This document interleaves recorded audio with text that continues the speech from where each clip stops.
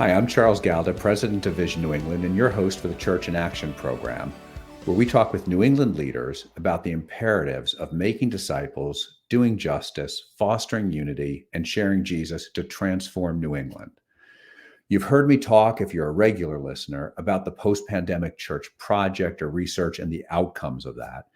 Today, I'd like to do something a little different and take you through the actual findings of it. So I'm the only guest. I apologize. You're going to hear my voice the whole time. But I want to get you to hear what we heard from over 100 leaders across New England about what they believe God has been exposing in his church over the last 2 years. Over the last 6 months, Vision New England conducted this research, asking more than 100 leaders in a very formal process, what has God been exposing in his church over the last 2 years? And then what are the implications for us as leaders? We've held a bunch of focus groups with all of these leaders trying to get at that. The findings and the recommendations have now been vetted by our what we call our association directors, which is a very diverse group from all over New England. That's our proxy of speaking for the broader church. So we're hearing holistically from the church. They walked through this and they affirmed it. And so I want to share it with more people because there's some things in it that are corrective, if I can say it that way, that we all need to hear and we all need to think about what does that mean to me, to my ministry, to my church, what have you. And so in this research, we heard God doing amazing things all over New England. And that's been something I've seen since I got to Vision New England 3 years ago. But he's also exposed some really fundamental gaps that I think he's calling us to change. And I'd even use the word be renewed. And renewal always comes before revival, but we'll talk about that more.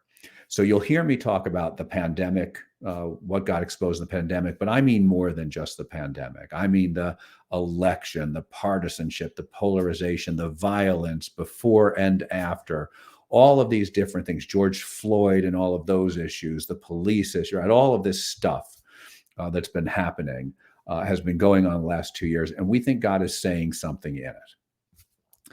And so the first statement that came out of the post-pandemic project, and there's 10 of these statements, is that when we make disciples, our churches have too many people who are biblically illiterate, consumers, partisans, and they don't evidence the fruits of the Spirit. They're not being transformed to be more like Jesus. And that the solution to that is not a class or a program. It's a culture of disciple making led by the senior pastor that is intentional, relational, accountable, and universal. And so what we mean by this is we knew people were biblically illiterate before the pandemic, but it's really been exposed. And you'll find that with a bunch of the findings today. The word disciple means learner. And so if we are called to be a disciple, which we are, and not just a believer, but a disciple, then we know the teachings of the teacher. We've learned those, but we've also learned how to live like the teacher. And so we've got to break our consumer mindset, our partisan mindset, and we need to be doing the things that God uses to mold us and our people into people who look more like Jesus, being transformed, who evidence the fruits of the Spirit. And so that's a big statement. And that really enables all the other things that we're going to talk about. Without that, we won't do the other things because it's disciples who disadvantage themselves to serve and love other people just like Jesus did. And so that's the first one. It has to do with making disciples. All believers, second statement, need to have a biblical definition of justice, right? Micah tells us, do justice. Tim Keller talks about it as an injustice is anything that prevents someone from living, flourishing in this life, in every aspect of life. Shalom, that's the meaning of shalom. Dr. Emmett Price shortened it for us, and he just talked about it's anything that violates the pre-fall order. The fall introduced injustice, and we are called to do justice, meaning fix it. And we have an affirmative obligation for our lawyer friends, an affirmative obligation to do something about justice as believers. And we won't do that if we're not really disciples who are willing to disadvantage ourselves to do that. That needs to be our theology on doing justice, and that needs to be our theology that it's ours to do. And I want to be clear here. We're not talking about a political definition of justice. We're not talking about a narrow integrity, honesty vision of justice. We're talking about something that transcends that. And there's a biblical justice. And there really, without the Bible, there is no concept even of justice. So justice, some of us may be uncomfortable with it, but it's our word. without Christ, there is no such thing as justice. And so we are called to do justice in every sphere of life. And we can break out of all the debates about whether America is just or unjust, and recognize that as just as America is, there's injustice too. God never intended in the fall for people to be hungry, or for people to have mental health issues, or for people to be suffering with illnesses, or for people to have income disparity, right? We can disagree on the causes and the solutions, but we can agree those are issues of justice. Mental health fits squarely into that bucket. God did not intend people to have mental health issues. So it's a justice issue, and we are being swamped by it. Our pastors are being impacted by it. Our congregations are being impacted by it. Our communities are being impacted by it. And there's a huge opportunity for the church to step into this field and minister to people who need help with mental health issues that range from very serious to things that some of us, even we, can be equipped to do something to help people with just by listening to people. But the church isn't equipped to do it. Very few of us are equipped to step into all of these places. And there are places where there's only a real role for clinicians and professionally trained people. And there's things we can do too, the rest of us. And so mental health is a big gap. Another one, it has to do with those affected by disability. Justice requires the church to serve and include the weakest among us, and that has to include those who are affected by disability. They were marginalized before COVID. They were more marginalized in COVID, and that includes being marginalized in our communities and in our churches. And the church needs to address that. It's a huge mission field because people affected by disabilities are often just ignored. The fifth statement is that there's a trend of lower giving and attendance. That's something that was happening well before COVID. It's a structural change, absent a move of God. And it accelerated in the pandemic. Now, some churches and ministries are not experiencing that. They're seeing much better attendance. They're seeing much better giving. But on the whole, that's our story. And that's been our story for year by year if you look at the data. That requires us to collaborate and work together across divides that maybe historically were an issue. And provide infrastructure that supports greater collaboration so that we can have, in the business terms, which is my world, do more with less, right? We need to have a bigger impact in doing justice in our communities. That requires collaboration. Sixth big statement. While we have wonderful examples of unity in networks, most of our networks tend to align to race, or they align to ethnicity, or sex, or age, or class, or politics. And so there's great pieces of unity, but there is not unity across the entire church because we operate in our networks, and those networks tend to be separate, sometimes for ugly historical reasons or ugly reasons, sometimes for practical reasons, and not anyone's intent. And we find in our work, and Jesus prays us in John 17:21, when they are one like you and I are one, right? I and them, you and me and them, right? It's an intimate friendship is what he's talking about. Unity may make us think of it wrong sometimes, but it's an intimate friendship that Jesus is calling, praying for there. And when we have that, he says, then people will know God sent his son. So if we can break ourselves out of consumerism, partisanship, politics, and focus on the things of God, and the work of God, being the people of God, doing the work of God, coming together, disadvantaging ourselves, and loving each other regardless of what we think about politics.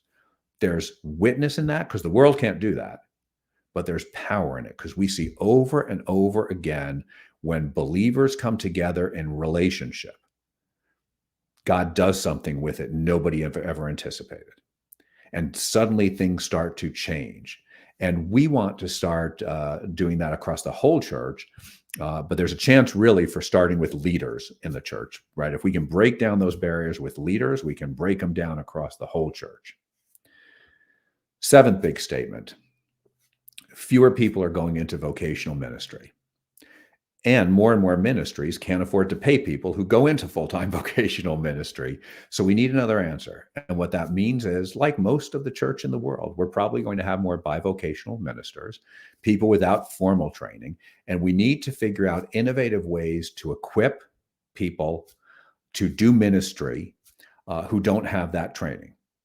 And that means that there will be more people doing what professional pastors do today, or vocational pastors do today, who are not vocational pastors. Some will be. That we don't think that ever goes away, but more and more of us will need to deal with the fact that some of us are called to do that, and we need equipping to do it. Eighth big statement. Many churches don't have the skills to understand the context they're in today, which not only changed from 2 years ago, but for many of us, we probably weren't really dealing with the right context before that. A lot of us, I always joke, New England people don't, people don't like to change. New England people don't like to change. New England church people, we don't change. And so some of us were still doing ministry or thinking of our context and how to do ministry the way we were thinking of it 20, 30, 40 years ago even. And we need to adapt to a new context if we want to be able to share Jesus with people. And what that means is we need to understand that context, who's in our community, what are our community's needs, what are our capabilities, and what's the calling God has placed on us as believers and us as a church or a ministry in that community. And then craft a vision and a mission that's relevant in that community, that impacts that community, that serves that community, and then the change management skills to be able to adapt and execute on that new mission. That some churches have that built in, some leaders have that built in, or they picked it up along the way. Most of our churches don't have that, and they need equipping and coaching to get there. So that's the eighth big one. Ninth, we need to be able to talk about sexuality and gender with truth and love. Jesus was good at this. We're not always good at this. Jesus talks in truth and love. We see it over and over again in Scripture. We tend to be good at talking in love or talking in truth. We need to figure out how to put it together in a way that we can be able to talk with LGBT people with whom we may have nothing in common or a lot in common. But we need to be able to engage with truth and love to build the relationships, to even know whether we have things in common. And by the way, that engaging in truth and love deals with more than sexuality. It's about everything. It's about race. It's about elections. It's about CRT. We need to engage with truth and love. And so ninth big one is about sexuality and gender and truth and love. And then 10th is we need to adapt to a context that does not recognize God in the Bible. Many of us grew up in a context that had things in it that supported some things of Christianity, and that was helpful. And so when I witnessed to you, I could tell you who Jesus was. I could tell you what the Bible says, and you agreed already. There was a God. It's the God of the Bible. The Bible is authoritative. And so I can appeal to that. That is not our context. There are people who not only don't know the Bible, it's a common thing in many churches for people who are new to the faith, and they don't know who Moses is. They don't know who Abraham is. I know of one church where somebody who'd been coming for a few weeks asked the pastor, "What is a Jesus?" We live in a different culture, and we can grieve that, but that's not what we're called to do. We are people on mission. We want to step into that, and we want to share with people who Jesus is.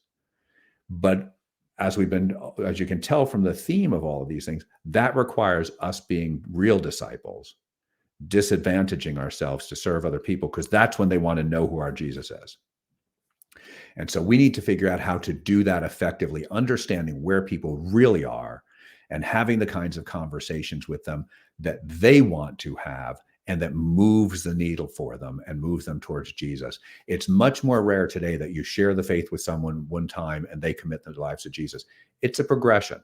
The Engel scale does a good job of laying that out. And we need to be smart about and sensitive to the Holy Spirit's promptings about where is that person and what can we have as a conversation that moves them along that spectrum. And so very quickly, going back through the 10, so it's about making disciples. It's a biblical definition of justice. It's engaging in mental health and disability. It's working together in collaboration so that we can have a bigger impact, specifically when it comes to doing biblical justice. It's about breaking through or bridging the divides in the church along race, ethnicity, sex, class, politics. It's about equipping people who don't have formal training to lead as church leaders and ministry leaders. And it's about helping churches adapt to their context and talking about sexuality with truth and love and doing all of that so that people ask us to tell them about Jesus.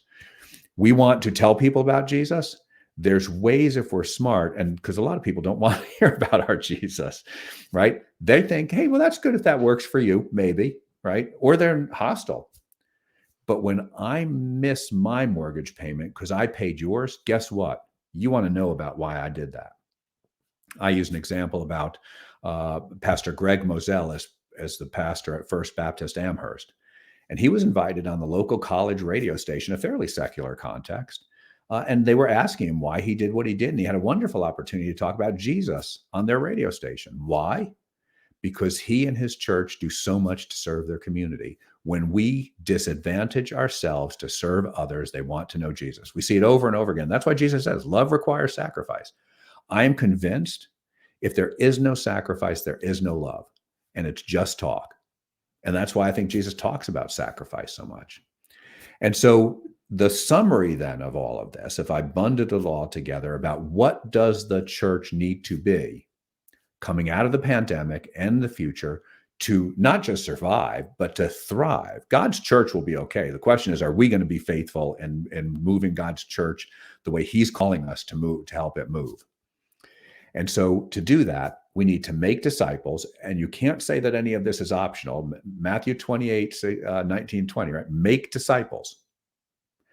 When we make disciples, people who are biblically literate, evidence the fruits of the Spirit, and are willing to disadvantage ourselves to serve others, loving and serving, to do justice, can't get away from that one either, right? Fixing those things in our communities that violate the pre-fall order, fostering unity, right? Overcoming the divides in the church. Jesus prayed for that. Then people want to know our Jesus. And so these sound like basic things. And the reality is they are basic things. They are very basic and fundamental to who we are. And I want to put that in context for you. But let's just say, make disciples, do justice, foster unity. Right? Jesus tells us in Matthew 28, make disciples, not optional. Micah 6, 8 is do justice, not optional. And Matthew 5:16 tells us what happens when we do justice. I like to use an A.J. Gordon phrase that to paraphrase that verse. When the people of God do the work of God, the world sees it and praises God. It's evangelistic, right? And that's exactly what we're seeing, right? When I serve you, you care about what I have to say about Jesus. Until then, you're just like anybody else. You don't have any better story than the Buddhist down the road, the atheist down the road, or anybody else. And Jesus prays in John 17, 21 for unity, and 22 and 23 for unity among his people. I'm going to say friendship even. That's what I think he's really talking about there. Friendship, real meaningful, intimate friendship among his followers, right? That's a witness and a power. Jesus prayed for it, so you can't get away from that. We want to manifest that unity. And he tells us what will happen if we do. Then the world will know God sent his son. It's evangelistic. Good works, justice is evangelistic, and so is unity. That's what the church needs to be known for in this post-pandemic world. We have to let go of all of our preferences, all of our desires, and recognize that God is calling us to make disciples, to do justice, and to foster unity so that people will want to know who Jesus is. And here's why it's so important. When I got involved with Vision New England 4 years ago, I went around with Clive Calvert, and we talked to over 100 leaders around New England about rebirthing Vision New England as a ministry. At least a third of them said, God is doing something different in New England. God is doing something I've never seen before. And I believe them because I heard it from enough people who'd been here decades. Now, I think we're at a really critical junction because I think God was doing something new and doing something different. And we're the most unchurched region, I get it. But God is doing something new and doing something different. And it was exciting and it was innovative. We're seeing all kinds of cool stuff. But I think what God has used the last 2 years for is to expose there's some issues with his people. And if we want to see him go beyond, he's doing something new, or even keep doing something new, and get to the point where he's done something amazing, then I think God wants his people to change. Revival always comes after renewal. An awakening comes after revival. So the renewal of God's people, I believe, is what God is pointing us to through all of this research and project that we've done. And the exposing has been, I want my people renewed. That's why it's basic things. Just like the prophets of old, they were pointing Israel to, you don't take care of the widows. You don't take care of the orphans. You don't take care of the immigrants. You cheat the poor, right? What is it? He's talking about the prophets are talking about basic things in many cases. And I think that's what's happening here. I'm not saying I'm a prophet. Please don't mishear me. But it's pointing to basic things. What the pandemic has exposed is the church, not say every church, every ministry, every believer, but on the whole, leaders from around New England have said, these are our gaps. And they are fundamental to the mission of the church. They are basic things. And I think that means God is saying to his people, be renewed. If you want to see me do more, you need to be renewed. So make disciples, do justice, and foster unity. That's what I want. And then God will move. It may be that we're at a 2 Chronicles 7:14 moment. God is talking to Israel, saying, if my people will turn from their wickedness and pray, I will heal their land. I don't know if God will heal the land, and that's a promise to Israel, but I wonder if we're not at that same moment. That God is saying, I've been doing some great things in New England. Now, if my people will turn from their wicked ways and pray and return to me, then I'll really do something. I wonder. And the turning from the wicked ways is, I told you, make disciples, make disciples. I told you, do justice, do justice. I told you, I prayed for unity, manifest unity. And the only thing standing in the way is us. And so we need to ask ourselves, each one of us, how am I doing this in my ministry? How am I doing it in my influencing my network on these? Because it's not going to be Vision New England making these changes. I shared this with our directors a few weeks ago, and I said, look, if this is just me saying this, then I think you can all say, hey, that's Galda's view. I don't agree. He can do what he wants to. But this is what you all said God is exposing and God is saying. And if that's the case, none of us get away from this. And every one of us needs to figure out, how do I model this in my ministry? How do I influence my network? Because that's the way you turn the ship. And so we need to keep what's good today, but we've got some fixing to do. And so one more time, because we all need to be focused on it, make disciples. People who are biblically literate, evidence the fruit of the Spirit, are being transformed so that they will disadvantage themselves to love and serve others, doing justice, right? Fixing those things that are broken in our society, that those things that violate the pre-fall order, and foster unity, overcoming divides of race, ethnicity, sex, age, partisanship, polarization, so that we're friends with each other. When we do that, people ask us to share Jesus. And those really are what all the revivals came out of, is God's people returning to those basic things of what he's commanded us to do, and then living differently. We start to look different than our neighbors. I do a little bit of work in human trafficking.